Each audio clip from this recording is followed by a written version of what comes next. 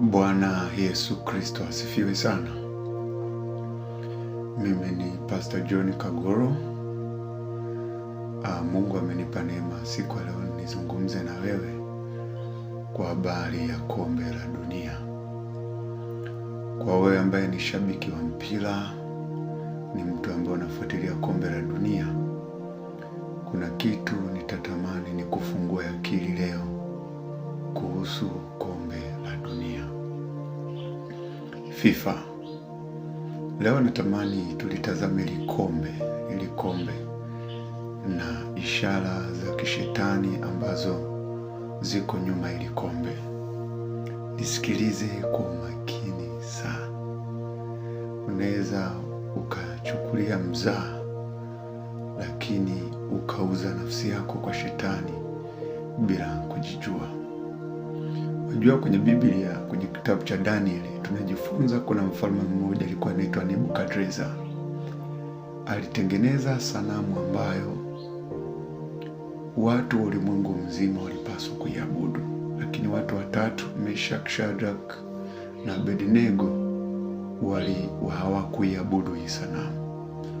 Kwa hiyo kibiblia kuna sanamu ambayo imeitengenezwa ambayo watu wa kila kabila, kila rangi wamewahi kuiabudu. Sababu kuna mfalme mmoja anaitwa Nebukadreza alitawala dunia nzima. Sasa kibiblia mfalme Nebukadreza ni ishara ya shetani. Kuna mifumo ambayo shetani anaitengeneza katika hii dunia ambayo watu wanapaswa wamwabudu. Watu wa kila rangi, watu wa kila kabila, watu wa kila dini wamwabudu. Mfano kwenye mpira ni mchezo ambao unamuunganisha mtu wa kila dini, wa kila taifa, wa kila rangi wawe sehemu moja. Yaani mechi ikiwa inachezwa, hakuna mtu ambaye anakuwa anashindwa kushiriki ile ibada au ule mchezo kwa sababu ya rangi, labda kabila. No, watu wote wanakuwa wanashiriki. Muislamu, Mkristo, mpagani, mlevi, mzizi, wote wanakuwa hapa. Ni kitu ambacho kinaunganisha watu wa kila rangi katika eneo moja. Sasa leo natamani nizungumze kwa habari ya logo ya FIFA. Ndani ya FIFA hapa kuna nini? Sasa katika kombe la dunia hapa chini kuna neno limeandikwa FIFA. Sasa nataka tuangalie katika ile neno FIFA, alama ya mpinga Kristo ya 666.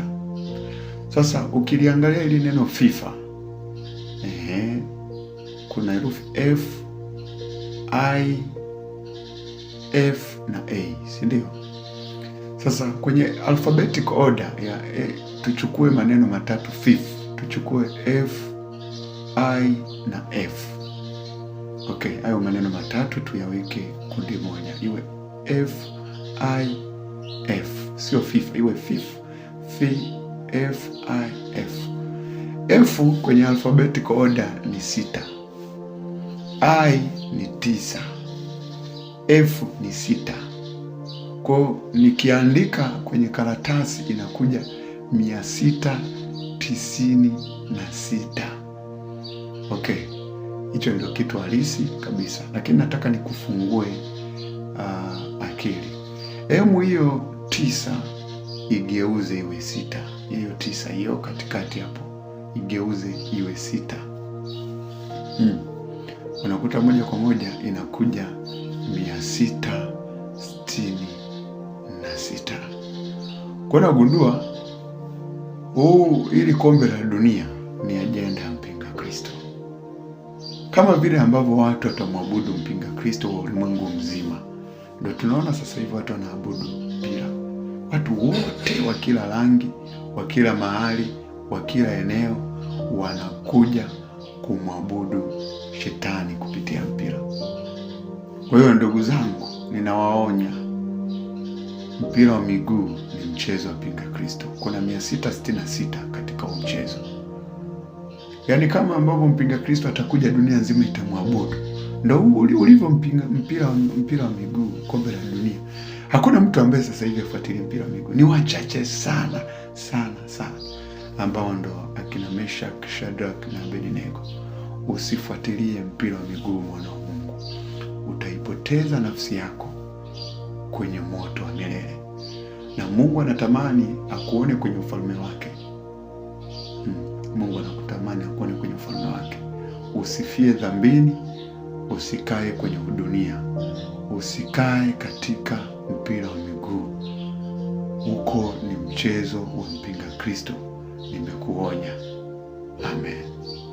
Shalom, shalom. Amen.